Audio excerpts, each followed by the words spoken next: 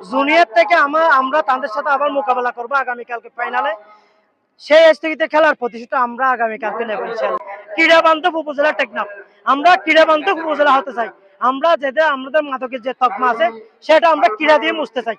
আমরা যেহেতু DC gold কাপের সিনিয়রিটির মাধ্যমে সেই খেলাটা অমীমাংসিত আছে, জুনিয়র থেকে আমরা তাদের সাথে আবার মোকাবেলা করবো আগামীকালকে ফাইনালে।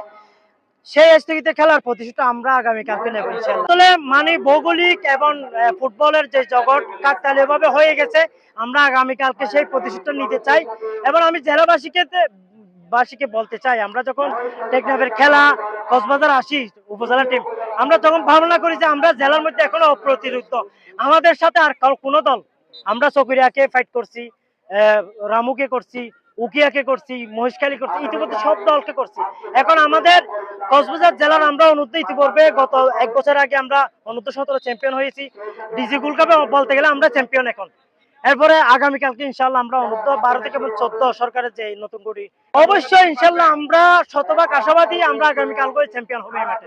তো আমরা জেলার সকল ক্রীড়ামোদী, জেলা ক্রীড়া সংস্থা, জেলা ক্রীড়া অফিস এবং যারা এই আয়োজন বর্তমান সরকারের মাননীয় প্রধানমন্ত্রী তারেক রহমান সহ ক্রীড়া প্রতিমন্ত্রী জনাব আমিনুল হক সহ যারা এই টুর্নামেন্টের আয়োজক, আমরা সবাইকে টেকনাফ উপজেলাবাসীর পক্ষ থেকে আমরা আন্তরিক ধন্যবাদ এবং কৃতজ্ঞতা জানাচ্ছি। এবং আমাদেরকে ফুটবল জগতে টেকনাফে আমরা একটা ব্র্যান্ডিং হতে চাই।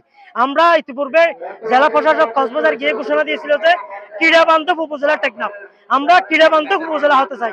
আমরা যেটা আমাদের মাদকের যে তকমা আছে সেটা আমরা ক্রীড়া দিয়ে মুছতে চাই। এটা সবার কাছে আমরা দোয়া এবং প্রত্যাশা করছি।